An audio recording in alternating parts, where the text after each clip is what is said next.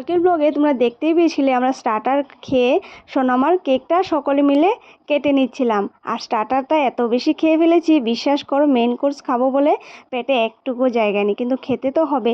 সেই জন্য আর কি কেক কাটা কমপ্লিট করে আমরা একটুখানি টাইম পাস করে নিচ্ছিলাম আর কি, যতটা ক্যামেরাবন্দি করা যায় আর কি, সমস্ত কিছু একটু একটু করে ভিডিও ফটো সমস্ত কিছু তুলে নিচ্ছিলাম। আর সবার সাথে খুব গল্প হলো, আড্ডা হলো, খুব ভালো লাগলো জানো তো।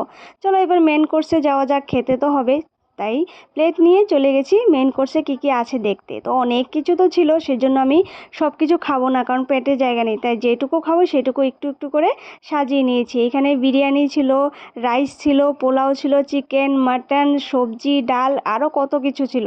তারপরে সমস্ত কিছু যেটুকু খাবো নিয়ে খেয়ে নিয়ে তারপরে ডেজার্টে 4 রকমের আইসক্রিম, কুলফি আইসক্রিম মিলে 4 রকম আর 2 রকম মিষ্টি খেয়ে নিয়েছি। এবার সকলে মিলে একটুখানি ডান্স করে নিয়েছি। তো দিনটা আর রাত্রটা এইভাবেই কাটলো, খুব সুন্দর।